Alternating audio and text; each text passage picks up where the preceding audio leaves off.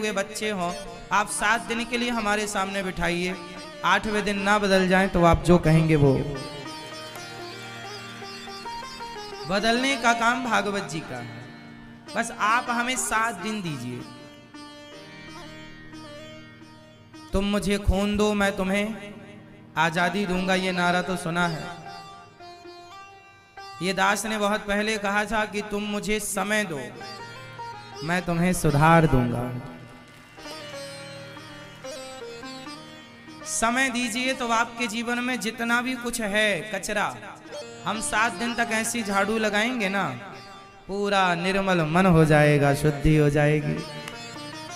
7 दिन तक हम क्या करेंगे, केवल यहां बैठे झाड़ू लगाएंगे।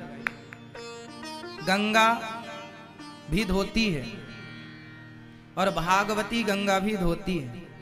फर्क इतना है कि भागीरथी गंगा तन को धोती हैं, भागवती गंगा मन को धोती हैं। दोनों गंगा है, एक भागवती गंगा जो यहाँ बहेंगी 7 दिन तक, एक भागीरथी गंगा जो गंगोत्री से गंगा सागर की तरफ जा रही हैं। दोनों गंगा हैं और दोनों धोती हैं एक तन को एक। चलो शुरू करते हैं।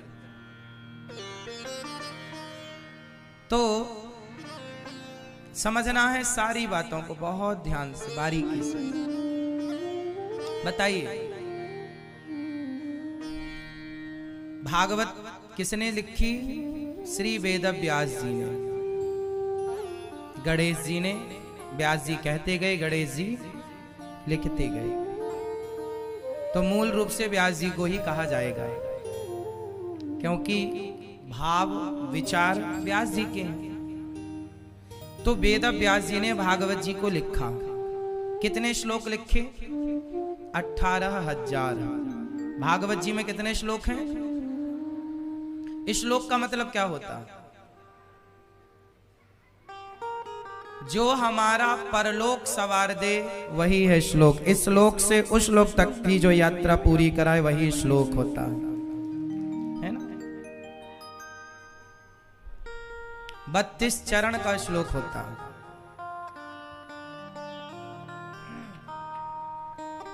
ठीक है। 18,000 श्लोक भागवत जी में है। श्रीमद् भागवत जी और भगवद गीता ये दोनों अलग अलग विषय हैं। भगवद गीता भगवान कृष्ण ने अर्जुन को सुनाई, उसे भगवद गीता कहते हैं, जिसमें टोटल 700 श्लोक हैं ओनली। और भागवत जी जिसे सुखदेव भगवान ने राजा परीक्षित को सुनाई सबसे पहले, वह भागवत है। जो भागवत श्रवण करता है उसकी सदगति होती है। किसकी हुई? धुंधकारी जैसे पापी ने भागवत सुनी तो सदगति हो गई भागवत सुन करके। धुंधकारी जैसा पापी, अभी आपको सुनाएंगे पूरी चर्चा। अब आप लोगों से सवाल, आप भागवत सुनने क्यों आए हैं? क्यों सुनते हैं भागवत? तो आपने अभी बच्चे ने बताया कि हम मुक्ति के लिए, मोक्ष के लिए भागवत सुनते हैं। अब सवाल फिर खड़ा होगा कि ये मुक्ति क्या है? सब लोगों ने सुना है, सब मुक्ति चाहते हैं, सब मोक्ष चाहते हैं। भाई ये मुक्ति है क्या और आप चाहते क्यों हैं? क्या करेंगे इस मुक्ति का? आप में से 99% लोग नहीं जानते होंगे कि मुक्ति किसे कहते हैं, मोक्ष किसे कहते हैं, और आप चाहते क्यों हैं ये भी आपको नहीं पता। बट सब चाह रहे हैं तो आप भी चाह रहे हैं कि भाई सब चाह रहे हैं तो हो सकता सही हो। जानते नहीं हैं हम और ना जानने की कोशिश करते हैं। आज इन्हीं मुद्दों पर चर्चा करेंगे और ये सारा विषय भागवत जी का है। कोई कहानी, कोई कथा का नाम भागवत नहीं है कि हम केवल आपको एक राजा था, एक रानी थी, कहानियां सुनाते रहें, चलो होगी भागवत। नहीं, जिससे आपके अज्ञान का नाश हो जाए और आपके हृदय में भक्ति और प्रेम का दीपक जल जाए वही भागवत है। भक्ति ज्ञान विराग आपतो विवेको वर्धते महान। जिस ज्ञान से भक्ति बढ़ती है वही भागवत है। जिस ज्ञान से प्रेम भगवान के लिए बढ़ता है वही भागवत। 7 दिन की भागवत किसी ने कही और आपके अंदर ना भक्ति बढ़ी, ना ज्ञान बढ़ा, ना प्रेम बढ़ा, तो भागवत का अर्थ क्या है? केवल किस्सा, केवल कहानी, का नाम भागवत जी नहीं है। समझ में जो आ जाए वो है। भोजन बहुत होता है खाने को, पर बहुत से मतलब नहीं है। जितना हम खा के बचा सकें वो अपना है, जितना खा लिया आपने वो भी आपका नहीं है। समझिएगा, ध्यान दीजिएगा। नींद आए तो तुरंत बताइएगा, लोरी की व्यवस्था भी रखा है हमने। जिसको भी, खासकर चौधरी परिवार को, किसी को नींद आए तुरंत बताना, लोरी सुनाएंगे आपको। जगन्नाथ जी वाली सुनाएंगे,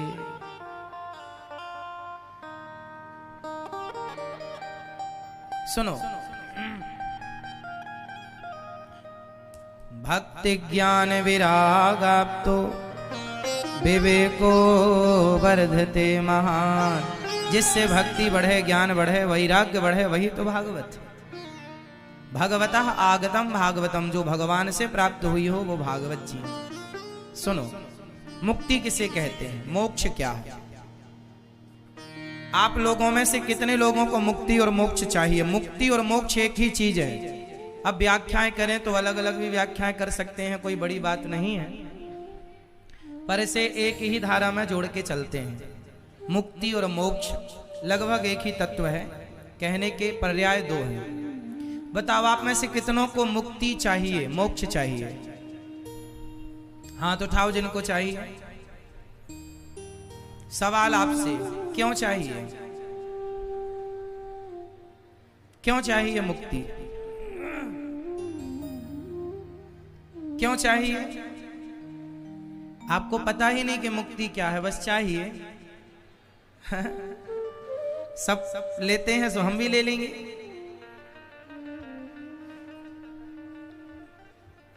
मुक्ति किसे कहते हैं? मुक्त क्या है? कौन व्यक्ति मुक्त है? क्या मरने के बाद ही मुक्ति मिलती है? क्या जीते जी मुक्ति नहीं मिल सकती? बोलो, आपको कौन सी वाली मुक्ति चाहिए, मरने के बाद वाली या जीते जी वाली? बोलो, अभी तक आपने कौन सी वाली सुनी थी? मरने के बाद वाली। वही है, हवा में लाठियां चल रही थी, आप उसी को सत्य मान रहे थे। मुक्ति मरने के बाद होती है कि नहीं वो अलग विषय है, होती है, पर उसी की होती है जिसके जीते जी हो गई। अब जीते जी मुक्ति क्या है, ये बात समझ लेना, सारी जिंदगी काम आएगी। मेरी हर बात 1-1 करोड़ रुपए की है, आप सुने तो अच्छा, ना सुने तो अच्छा। मरने के बाद वाली मुक्ति हमें चाहिए ही नहीं, हमें मुक्ति से कोई लेना देना ही नहीं। अभी हम बताएंगे कि हमें किससे लेना देना है। अब समझते हैं जीते जी मुक्ति किसे कहते हैं। आप बहुत ध्यान से समझिएगा, हम शाम को पूछेंगे आपसे, और जितने लोग सुन रहे हैं शाम को रिवीजन कराने आऊंगा मैं आपके पास, आपके सबके कमरों में। जिनके पास नहीं आ पाया तो सपने में आऊंगा रिवीजन कराने के लिए। आज क्या सुना आपने, चलो सुना फटाफट।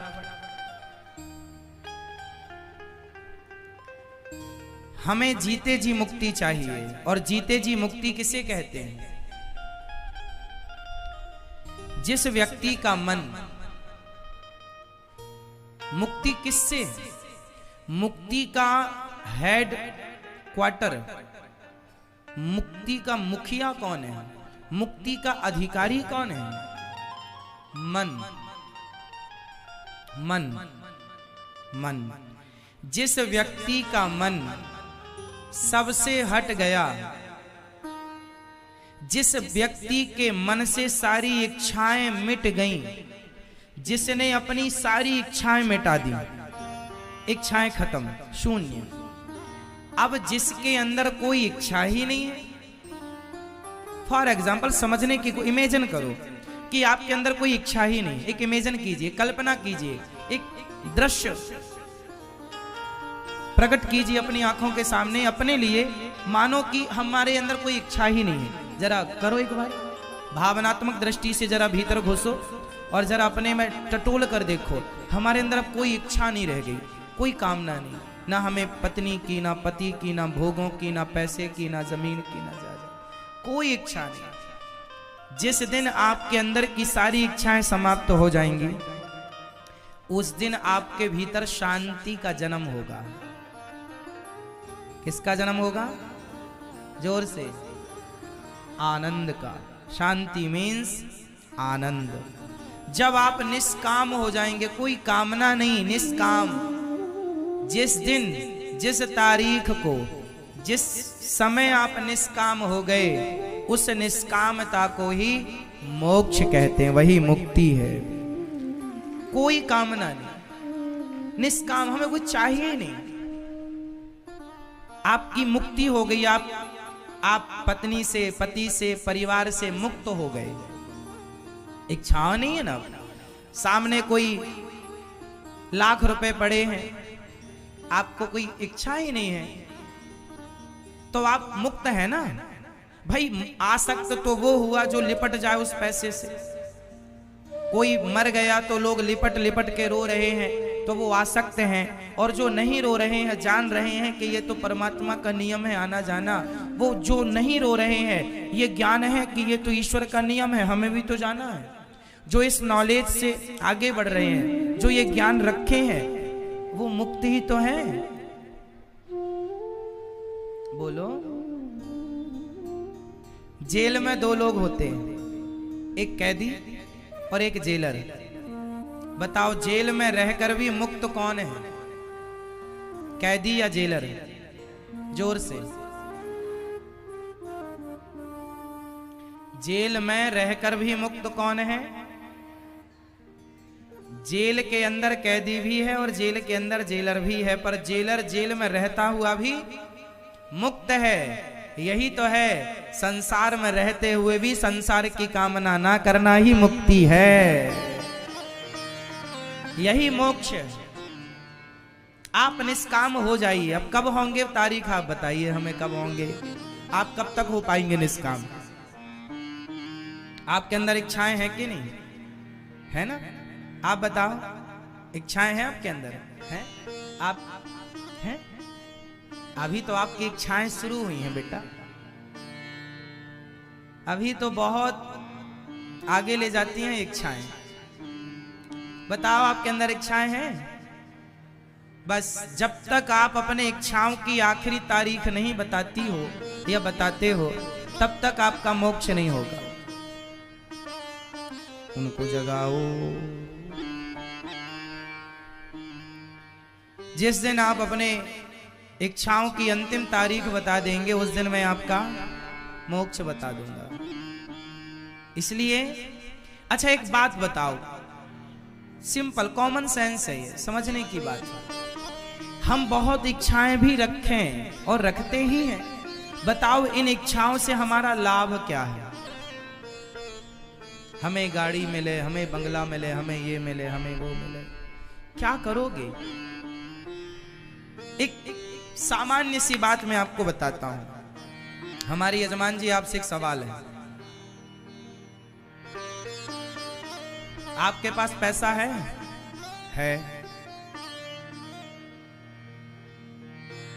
अब आप कुछ भी ना करें तो आप दाल रोटी खा सकते हैं, इतना ईश्वर ने आपको दे रखा। और ये सवाल सबसे है, बहुत ध्यान से सुनिए, सवाल से बहुत बड़ा अमृत निकलेगा। समुद्र मंथन के बाद क्या निकला था? अमृत। मेरी इस बात से भी अमृत निकलेगा आखिरी में। हर बात समझिएगा और अपने लिए समझिएगा। मैं आप सबके लिए बोल रहा हूं, यजमान जी को मध्य में रख के बोल रहा हूं ताकि सब लोग समझ पाए। हमारे यजमान जी के पास इतना पैसा है कि ये जीवन भर ज्यादा हाय हाय ना करें तो भी इनकी दाल रोटी चलेगी और ये पेट भर खाएंगे, भूखे नहीं रहेंगे। क्यों जी? इतना ईश्वर ने दिया। फिर भी आपके पास ऑलरेडी इतना पैसा है कि आप अब कुछ भी ना करें तो आपकी दाल रोटी चलती रहेगी। आपका समाज में नाम भी है, इज्जत भी है। अब बताइए, अब आपको क्या पाना शेष रह गया? अब क्या पाने की इच्छा है? अब आपके पास पैसा भी है, सम्मान भी है, जितना ईश्वर ने दिया। अब क्या चाहिए आपको? सबसे पूछ रहा हूं, अब क्या चाहिए आप लोगों को? सवाल ये है कि पैसा है, अब आप ना भी करें, आराम से बैठें तो भी गुजारा है, समाज में नाम इज्जत भी है, फिर आदमी दौड़ता किसके लिए? बताओ, इस प्रश्न का उत्तर दो। इस संसार में जो लोग दौड़ रहे हैं वो किसके लिए दौड़ रहे हैं, ये उत्तर दो।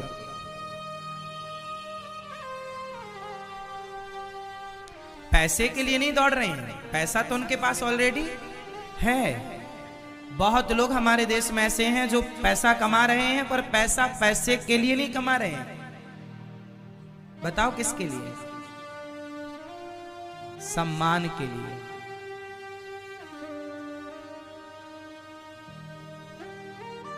अडानी चाहते हैं, अडानी के पास पैसों की कमी छोड़ी है, पर वो चाहते हैं मैं नंबर 1 में आ जाऊं।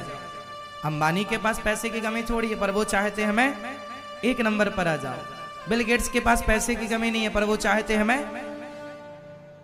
पैसा इनके पास इतना है कि ये इनको ही नहीं पता, लेकिन 1 नंबर पर आने की जो इच्छाएं हैं, उन इच्छाओं ने इन्हें अमीर होकर भी, उन इच्छाओं ने इन्हें गरीब बना रखा है।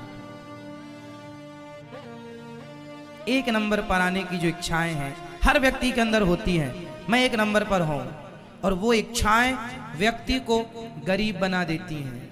आपकी इच्छाएं आपको गरीब बनाती हैं साहब, और लोग दोष भगवान को देते हैं, भगवान ने गरीबी दी।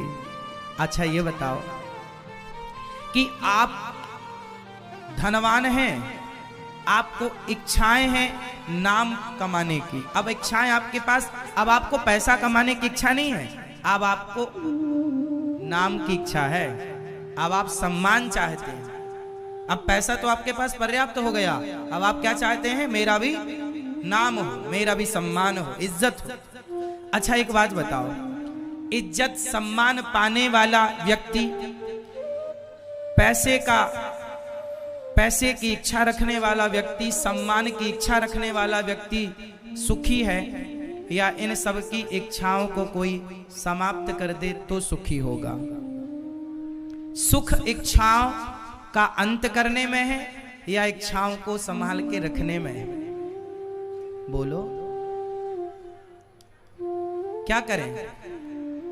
यदि आप अपनी सम्मान की भी इच्छाएं समाप्त कर दें कि मुझे सम्मान भी नहीं चाहिए, पैसा भी नहीं चाहिए, तो आप सुखी होंगे कि दुखी होंगे? जोर से। आप सम्मान की और पैसे की इच्छाएं समाप्त कर दें। हाँ, इच्छाएं समाप्त करना है, काम तो करते ही रहिएगा अपना, इच्छाएं मत रखिएगा, बट काम करिएगा। आप यदि अपने सम्मान की और पैसे की इच्छाएं समाप्त कर देंगे तो आप दुखी होंगे या सुखी होंगे? जोर से, जोर से, जोर से। सुखी होने का मूल मंत्र यही है, आपकी इच्छाएं जब तक समाप्त नहीं होंगी आप सुखी नहीं हो सकते। आपके सुखी होने में और आपके दुखी होने में आप ही जिम्मेदार हैं, आप ही कारण हैं। 1 नंबर पर आने की जो इच्छाएं हैं वो आपको सारी जिंदगी परेशान करती। आप जहां हैं आप वहां सुखी नहीं। क्यों नहीं? क्योंकि आपकी इच्छाएं वहां से आपको आगे ले जाना चाहती हैं, और इच्छाएं ये कभी मिटने वाली नहीं। इच्छाएं समुद्र की लहर की तरह होती हैं। इच्छाएं समुद्र की, जैसे समुद्र में एक लहर उठती है, उसके समाप्त होते ही दूसरी आ जाती है, दूसरी के समाप्त होते ही करोड़ों जन्मों से समुद्र में लहर जस की तस उठ रही हैं, समाप्त ना हुई। ऐसे हमारा जितनी बार जन्म हुआ इस धरती पर, करोड़ों बार जन्म हो चुका, हम भी करोड़ों बार जन्म लेकर इन इच्छाओं का अंत ना कर पाए। यदि आज समझ आ गई है तो आज अंत कर दीजिए अपनी इच्छाओं का, वरना ये इच्छाएं आपका अंत कर देंगी।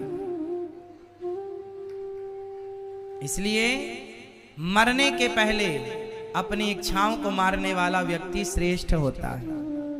मौत हमें मारेगी, मौत हमें एक दिन मारेगी, पर मौत के हाथों हम मर जाएं ये तो मरना ही पड़ेगा, पर मरने के पहले हम अपनी इच्छाओं को मार दें। जो अपनी इच्छाओं को मार देता है ना, वो मीरा रैदास रस खान हो जाता है। और जो इच्छाओं को नहीं मारता वो रावण हो जाता है। रावण इच्छाओं को ना मार पाया तो गली गली पुतले जल रहे हैं। उसकी इच्छाएं थी ना, ये भी पालूं ये भी पालूं, खुद की पत्नी छोड़ छोड़ दूसरों की पत्नियां चुराता था। इच्छाएं ही तो थी, हाँ या ना? इन इच्छाओं का अंत रावण कर पाया? बताओ, रावण ज्यादा ज्ञानी था कि आप लोग ज्यादा ज्ञानी हैं? रावण ज्यादा ज्ञानी था कि आप लोग? रावण ज्यादा ज्ञानी था। रावण जैसा ज्ञानी अपनी इच्छाओं को समाप्त ना कर पाया तो आप ज्ञान केवल से कर पाएंगे नहीं। हमारी इच्छाएं हम समाप्त नहीं करेंगे। जैसे गाय बछड़े को चाटकर गाय बछड़े को साफ करती है, बछड़ा स्वयं खुद को साफ नहीं कर सकता, उसी प्रकार आप अपने आप को भगवान के चरणों में समर्पित कर दो। हे प्रभु, आप ही हमारी इच्छाएं मिटाएंगे तो मिटेगी, वरना मुझ में कोई योग्यता कोई बल नहीं है। इसलिए भगवान से प्रार्थना करो कि हे प्रभु, आप अपनी कृपा दृष्टि से मुझ पर कृपा डालिए और मुझ पर कृपा करके मेरे सारे विषय विकारों को आप दूर कीजिए, मेरी इच्छाओं का आप हरण कीजिए और मुझे प्रभु निष्काम बनाइए। हम लोग आरती में गाया करते हैं, हे प्रभु विषय विकार मिटाओ, पाप हरो देवा, स्वामी कष्ट हरो देवा, श्रद्धा भक्ति बढ़ाओ, श्रद्धा प्रेम बढ़ाओ, संतन की सेवा। ओम जय जगदीश हरे। तो हमें निष्काम कौन बनाएगा? हम अपने आप को बना पाएंगे? नहीं। प्रभु से कहो, हे प्रभु आप हमें निष्काम कीजिए। हे नाथ, मैं आपको कभी बोलो बोलो हे श्रीमन नारायण, मैं आपको कभी भूलू नहीं। हे जगन्नाथ जी, आप जगन्नाथ जी गई कभी? दर्शन हुआ? आपने जगन्नाथ जी का दर्शन किया? तब बोलो, हे जगन्नाथ जी मैं आपको कभी भूलू नहीं। हे जगन्नाथ जी मैं आपको कभी भूलू नहीं। भगवान ही कृपा करेंगे। और हमें देखो अपने अंदर ना, जब आप निष्काम हो जाएंगे ना, क्या हो जाएंगे? जोर से, निष्काम हो जाएंगे तो आपके अंदर से मोक्ष की इच्छा भी समाप्त हो जाएगी। जैसे आपने अभी फर्स्ट में क्या कहा, हमें मोक्ष चाहिए, इसलिए हम भागवत सुन रहे हैं। यदि मोक्ष की प्राप्ति के लिए भागवत सुन रहे हैं तो ये भी तो एक इच्छा हो गई। और भगवान से क्या कहना है, प्रभु हमारी इच्छाओं को समाप्त कीजिए। हमें मोक्ष भी नहीं चाहिए, फिर क्या चाहिए? हे प्रभु, अच्छा एक तरफ मोक्ष हो और एक तरफ प्रभु हो, भगवान हो। हे प्रभु, एक तरफ आप खड़े हैं और एक तरफ मोक्ष है, तो क्या पसंद करेंगे आप लोग? बोलो, भगवान से भगवान को मांगो, भगवान से मोक्ष ना मांगो। हे प्रभु हमें आप चाहिए। अर्थ न धर्म न काम रुचि, गति न चाहो निर्वाण, जन्म जन्म रति राम पद, यह वरदान नयान। न अर्थ न धर्म न काम न कुछ नहीं, न नाक पृष्ठम न च पारमेष्ठ्यम, न सार्वभौमं न रसाधिपत्यम, न योग सिद्धिरपुनर्भवं वा समंजसत्वा विरहैयकांक्षे। हमें ना कुछ ना चाहिए, ना हमें स्वर्गलोक, ना वैकुंठ, ना ब्रह्मलोक, ना कुछ ना। हमें तो आपका प्रेम चाहिए। आपके प्रेम में गोविंद मेरी आंखों से झरझर आंसू बरसते रहें, प्रभु की याद में मेरी आंखें रोती रहें, बस ये चाहिए प्रभु से। हे नाथ, आपकी याद में मेरी आंखों से, आपके लिए मेरी आंखों में आंसू बने रहें, आंखों में आंसू ना सूखें बस। वो नदी किस काम की जिसमें पानी ही ना हो, वो आंखें किस काम की जिन आंखों में भगवान को प्राप्त करने के आंसू ही ना हो। इसलिए कन्हैया को पाने के लिए केवल प्रेम के अश्रु चाहिए, और वो आप दे सकें तो उसके बदले फिर जो आप चाहते हैं सब मिलेगा। ठीक है, तो भागवत जी हमें क्या बनाती है? निष्काम। भगवान की भक्ति दो प्रकार की होती है, एक सकाम, एक निष्काम। सकाम मीन्स आपकी इच्छा है कुछ पाने की, और एक होती है निष्काम। कौन सी श्रेष्ठ है आप लोगों के हिसाब से? मैया, ओ मोबाइल वाली मैया, बैठो मेरी माँ, अभी ले लेना फोटो, बैठ जाओ। मैया जा रही हो? ओ मेरी माँ, बैठ जाओ, बैठ जाओ मेरी माँ। सुनो, बताओ, साकार भगवान की कौन सी भक्ति श्रेष्ठ है, सकाम या निष्काम? सकाम मतलब आपकी कोई इच्छा है भगवान से, वो सकाम होती है, और हमारी भगवान से कोई इच्छा नहीं है पर फिर भी प्रेम है। आप अच्छा ये बताओ, सकाम भक्ति श्रेष्ठ या निष्काम? आपका पति और आपकी पत्नी आपसे प्यार करे और प्यार के बदले आपसे कुछ ना चाहे, और आपकी पत्नी प्यार करे और प्यार करके कहे, सुनो जी रानी, हार कब दिलाओगे? तब फिर आप तुरंत पकड़ लेंगे, अच्छा ये जो प्यार कर रही थी वो प्यार का मतलब रानी हार था, है ना? एक प्यार होता है जहां प्यार करके कुछ मांग लिया जाता है, ये दे दो, है ना? और एक होता है जहां प्यार होता है पर कोई चाह नहीं होती, इच्छा नहीं होती। बताओ कौन सा प्यार श्रेष्ठ है? प्यार करके कुछ मांग लूं वो, या प्यार करके कुछ ना मांगू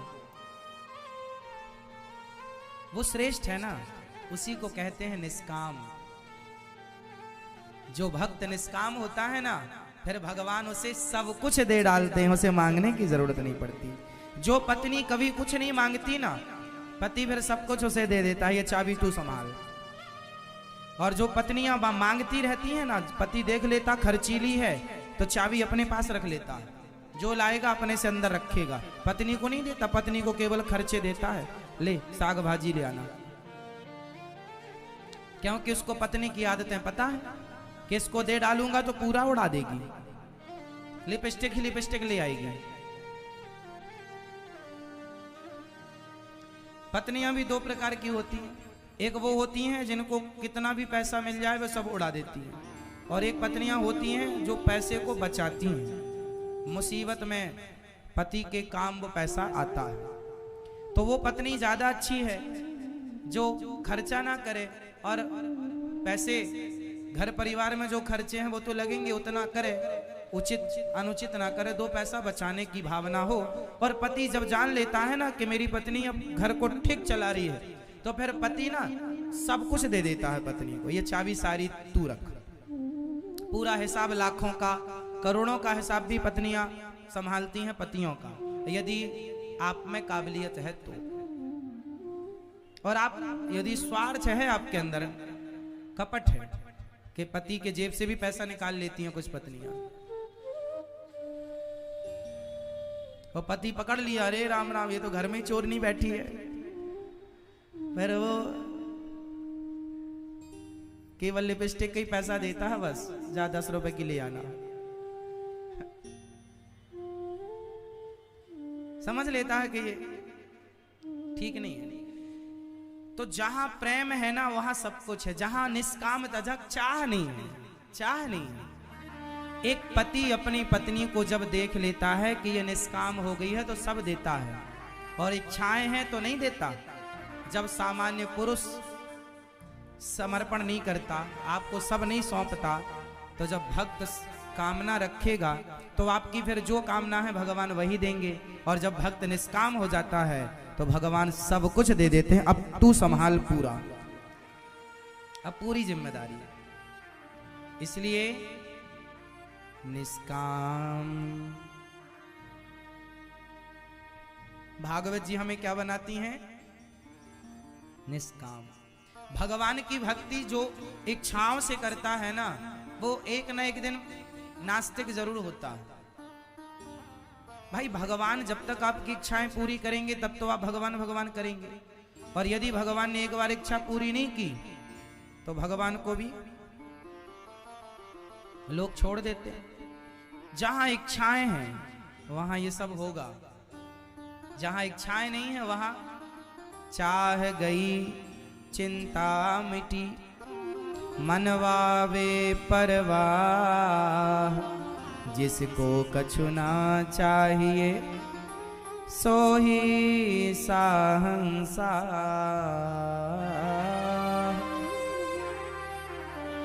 सच्चिदानंद रूपाय ईश्वर सत्य है, वही सत्य है, ये संसार झूठा है। अच्छा बताओ, संसार सच्चा है कि झूठा है? मैया चला लो मोबाइल, मेरी माँ। हाँ आप ही चला रही थी। बताओ संसार सच्चा है कि झूठा है? सच्चा कि झूठा? जोर से हाँ मैया बताओ।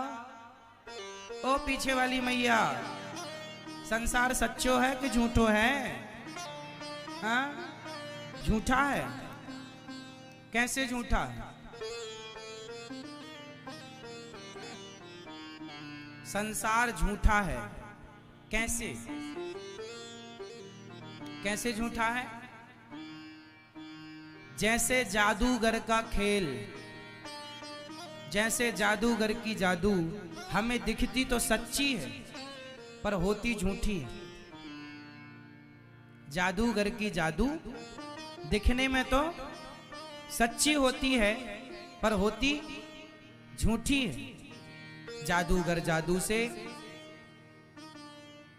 धूल का कुमकुम बना देगा, रस्सी का सांप बना देगा, एक बच्चे को जाल में बांध करके और उस बच्चे को कबूतर बना देता है, सांप बना देता है। जादूगर का जादू दिखने में असली है पर है झूठा, दिखता सच्चा है पर है। उसी प्रकार ये संसार भी एक जादू है, ये दिख रहा है सच्चा, सच जैसा दिख रहा है पर है एक नंबर का झूठा। अब बताओ कैसे झूठा है? सुनो ना, गर्मियों के दिन में सड़क में आप जब गाड़ियों से जाते हैं तो सामने ऐसा लगता है पानी भरा है। सड़क में सामने ऐसा लगता है ना कि पानी भरा है, पर आप जाते हैं तो वहां पानी जैसा दिखता है, पानी होता नहीं है। उसी तरह संसार कितना झूठा है। आपको क्या लग रहा है? आपको लग रहा है ये सच्चे रिश्ते हैं, ये मेरे बेटे का रिश्ता सच्चा, मेरी पत्नी से सच्चा रिश्ता, मेरे पुत्र से, मेरे परिवार से मेरा सच्चा, आप लोग भाई भाई सच्चा रिश्ता, पति पत्नी सच्चा रिश्ता, आपके सारे रिश्ते सच्चे लगते हैं कि नहीं? मेरी पत्नी सच्ची है, मेरा पति सच्चा, मेरा बेटा सच्चा, मेरा परिवार सच्चा है, मेरा सच्चा रिश्ता है। ये सारे रिश्ते सच्चे दिखते हैं बट होते झूठे हैं। यदि ये बहन देखो सो गई क्या?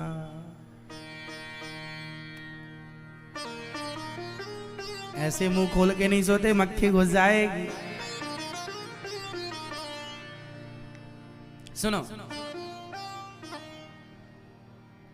सच्चे झूठे ये रिश्ते हमें देखने में कैसे लगते हैं? अच्छा ये बताओ, यदि आप पति पत्नी के रिश्ते सच्चे हैं तो एक दिन आपकी पत्नी या आपका पति आपको छोड़ के चला क्यों जाता है? उत्तर दो। यदि आप बाप बेटे का रिश्ता सच्चा तो एक दिन दो में से एक चला क्यों जाता है? यदि तुम माँ बेटे का रिश्ता सच्चा तो दो में से एक चला क्यों जाता है? यदि तुम भाई भाई का रिश्ता सच्चा तो तुम दो में से एक चला क्यों जाता है? इसका मतलब ये झूठा ही था, हमने इसे सच्चा मान लिया। उसी तरह जैसे संसार झूठा है पर हम इसे सच्चा मानते हैं। अरे ये सब छोड़ो, ये बताओ आपका शरीर झूठा है कि सच्चा है? जोर से, जोर से। एक दिन आएगा कि आपका शरीर भी आपका साथ छोड़ना शुरू करेगा। सच्चा था तो छोड़ क्यों दिया?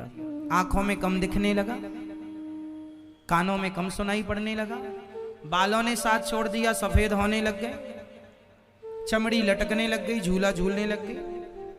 शरीर आपका था तो धीरे धीरे आपका साथ क्यों छोड़ दिया? इसका मतलब ये शरीर भी झूठा है, परंतु हम इसे अपना सच्चा साथी मानते हैं। सच्चा साथी, सच्चा कौन? ना परिवार सच्चा, ना शरीर सच्चा। सच्चा कोई है तो केवल भगवान है, श्री कृष्ण है, श्रीमन नारायण है, एक ईश्वर है। इसलिए कहा ईश्वर सत्य है। सच्चिदानंद रूपाय उमा कहूँ मैं अनुभव अपना, सत हरि भजन जगत सब सपना। सच्चे कौन? जोर से, सच्चे कौन? संसार झूठा, रिश्ते, शरीर, पर हम क्या मानते हैं? सच्चा। तो गलती किसकी है? गलती हमारी है और बाद में रोते, हे भगवान तुमने हमारे उसको उठा लिया, हे भगवान तुमने हमारे बलाने को उठा लिया, तुमने बड़ा गलत किया। भगवान ने कब कहा था कि तुम दिल लगाओ किसी से? भगवान ने कब कहा था कि तुम अपना मानो किसी को? भगवान ने तो कहा था तुम हमेशा मुझे अपना मानना। गोविंद मेरो है, भगवान को अपना मानने को कहा था, पर आपको ही खुजली हुई, संसार को अपना मान लिया। जो मिलता गया तू भी अपना, तू भी अपना। बाद में पता चला ये तो सब सपने। आंख खुलते ही रात का सपना टूट जाता है और जिस दिन आंखें बंद होंगी ये दिन का सपना भी टूट जाएगा। आंख बंद होते ही ये दिन का और आंख खुलते ही रात का, बस आंख बंद और खुलने की देर है।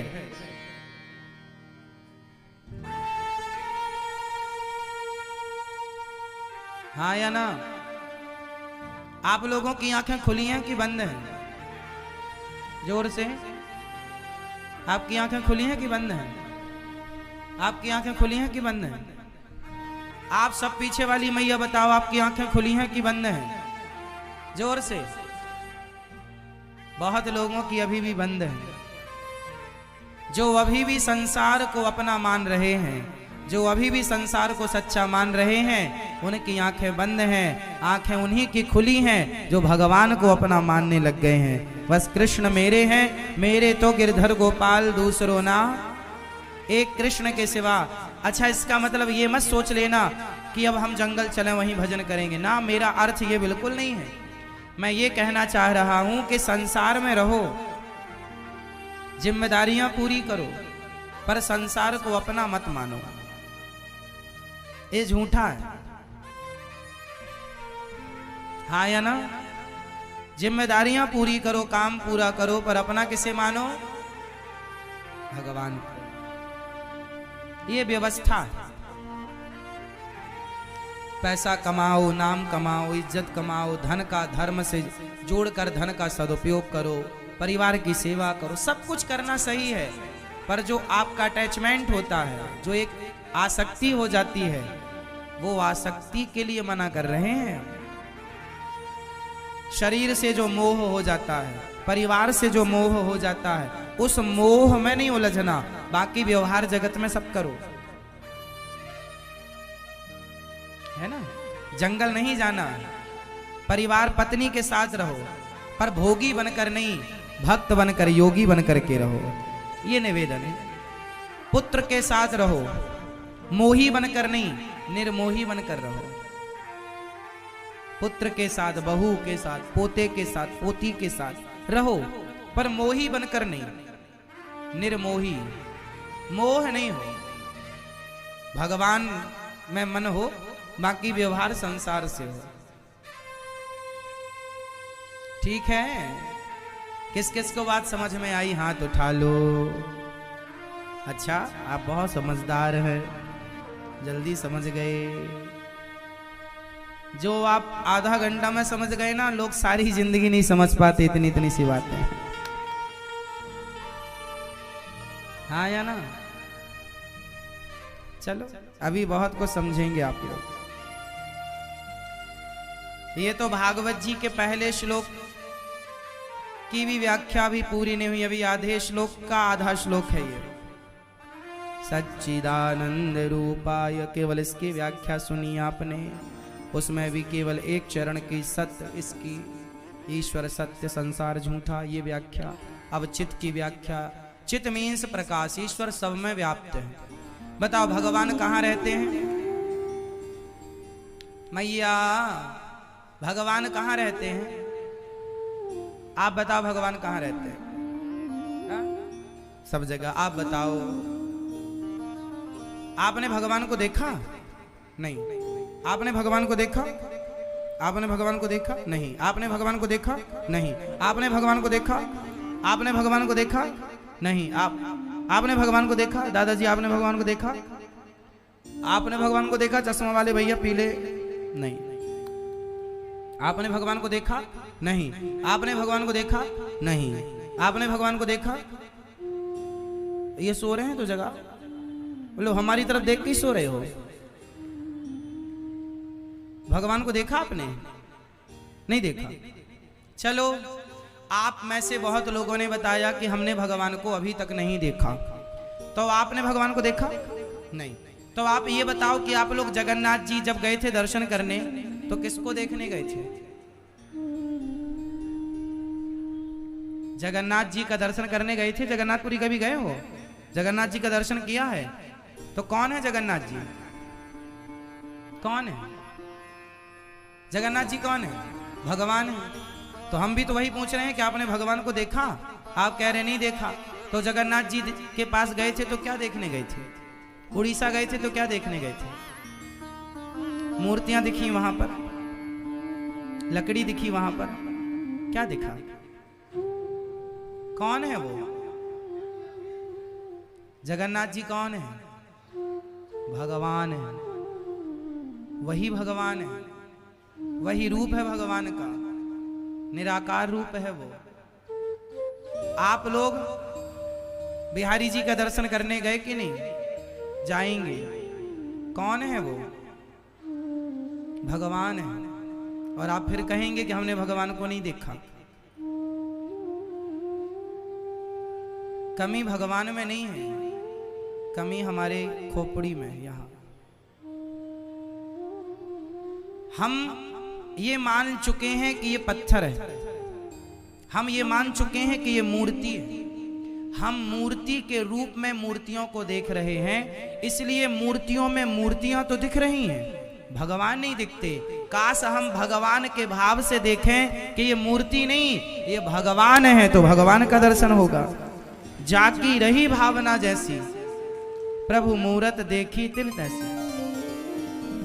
जगन्नाथ जी कोई मूर्ति नहीं है, वह प्रत्यक्ष भगवान है। बिहारी जी कोई मूर्ति नहीं है, वह गौरी गोपाल भगवान कोई मूर्ति नहीं है, वह प्रत्यक्ष भगवान है। और भगवान को हम मूर्ति के रूप में देखते हैं तो मूर्ति दिखती है हमें। भाई आप जो देखना चाहते हैं वो दिखता है आपको। आपने कभी उसमें, आपने कभी देखा नहीं, और कैसे देखें आप? देखने के लिए भी तो आंखें चाहिए ना। और आपने थोड़ी देर पहले कहा ही है कि हमारी आंखें बंद हैं, तो बंद आंखों से कैसे देखेंगे? भगवान को देखने के लिए आंखें कौन सी चाहिए? भगवान से इतना प्रेम हो, मिलने की उत्कंठा हो। देखो, अच्छा बताओ, कौन सा भोजन ज्यादा स्वादिष्ट है? स्वाद किस में होता है? किस पकवान में ज्यादा स्वाद होता है? खाने में ज्यादा स्वादिष्ट क्या है, ये बताओ।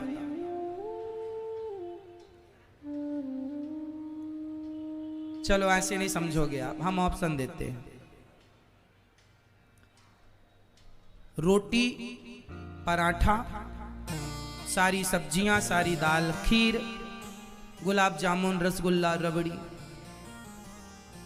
इनमें ज्यादा स्वाद होता है या फिर आपकी भूख में? बोलो।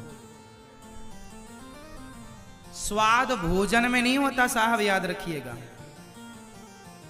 यदि आपको भूख जोर की लगी है तो आपके सामने नमक रोटी रखी जाए और टमाटर और धनिया और मिर्ची की चटनी बांट के और रोटी के साथ रखी जाए तो आप उसे तरीके से खाएंगे।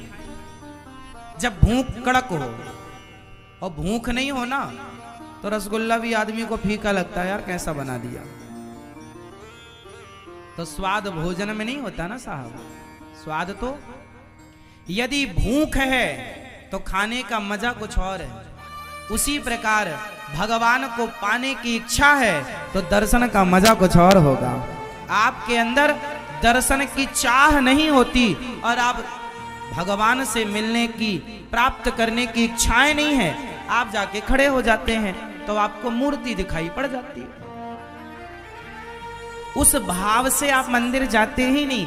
भगवान को पाने हम मंदिर जा रहे हैं, भगवत प्राप्ति से इस भाव, इस विचार से दर्शन करने जाएं तो आपका नजरिया बदलते ही वहां आपको कुछ और दिखाई पड़ेगा। वहां मूर्ति नहीं, वहां मुस्कुराते हुए जगन्नाथ जी दिखाई पड़ेंगे, वहां पलकें झपकाते हुए जगन्नाथ जी, वहां आपसे लाड लड़ाते हुए जगन्नाथ जी, वहां आपसे नयन मिलाते हुए बिहारी जी का दर्शन होगा। कभी उस भावना से मिलो तो सही साहब। अरे मिलना भी कई प्रकार का होता है साहब, है ना। एक मिलना, अरे भाई दूर से राम राम कैसे हो, ठीक ठीक चलो चलो। एक मिलना ये होता है दूर से राम राम ठीक हो, हाँ बढ़िया चलो। एक मिलना ये होता, और एक मिलना बड़े भाव से मिलने आए हैं, बचपन का दोस्त है, आप भी बेचैन हो उससे मिलने के लिए, वो भी बेचैन है, और जब आप मिलेंगे ना तो बिना गले लगाए आप रहेंगे नहीं। एक मिलना ये है। तो जब मिलन की उत्कंठा होती है ना, तब मिलने का स्वाद ज्यादा होता है। बोलो हाँ या ना। जब मिलन की उत्कंठा हो तो मिलने का स्वाद कुछ और होता है, वरना फॉर्मेलिटी पूरी होती है। अरे भाई ठीक ठीक ठीक, ऐसे बिहारी जी के पास गए, हाँ बिहारी जी अच्छे हैं, ठीक ठीक चलो चलो भाई, ये माला लिया है भगवान जी की तरफ फेंक दिया, लो भगवान जी, लड्डू पेड़ा लिया फेंक दिया भगवान जी की तरफ। ये क्या है? ये औपचारिकता कर ली आपने, ये प्रेम नहीं है। प्रेम होंगे ना तो बिहारी जी पर नजर पड़ते ही अपने आप आंखों से अश्रु की धार निकल पड़ेगी। जगन्नाथ जी से जब नयन मिलेंगे ना तो अपने आप आंसू निकल पड़ेंगे। वो मिलन है, जहां प्रेम है ना वहीं मिलने का स्वाद है। वरना बहुत लोग मिलते हैं, मिलना तो हम यात्रा पर भी, ट्रेन में बहुत लोग मिलते हैं, बस में बहुत लोग मिलते हैं, तो मिलने का क्या है? इसलिए आप लोगों ने जो कहा कि हमने भगवान को नहीं देखा, इसलिए नहीं देखा क्योंकि देखने की आज तक उत्कंठा ही नहीं जागी। आपने आज तक उन्हें देखना चाहा ही नहीं। लोग कहते हैं भगवान दिखते नहीं, साहब ये प्रश्न ही गलत है। तुमने देखना ही नहीं चाहा, इसलिए भगवान दिखते ही नहीं। तुम देखना चाहो तो सही, तुम्हारी नजरों के सामने से हट जाएं, तुम जहां देखोगे वहां गोविंद का दर्शन होगा। तुम देखना चाहो, तुम देखने वाले तो बनो। अभी हम देखने वाले ही नहीं बने मेरी माँ, इसलिए वो हमें दिखे नहीं, इसलिए अभी कसर हम में है, कच्चापन हम में। भगवान से ऐसे मिलना, जब भगवान को देख करके जब आंखों में आंसू आ जाएं, बिहारी जी को देखने के बाद वहां से निकलने का, उनको छोड़ने का जी ना करे, निकल आने पर भी शरीर निकल के आए, मन उनके चरणों में ही लगा रहे, तब समझना कि आप मिल गए। वो मिलन है। मैं पहली बार जब जगन्नाथ जी गया, ये दास अनिरुद्ध जब पहली बार जगन्नाथ जी गया तो जब पहली बार जगन्नाथ जी को मैंने देखा तो पता नहीं क्या हो गया, देखते ही बस देखते ही रहने का मन करने लगा और अपने आप आंखों से अश्रु की धार गिरती ही जा रही।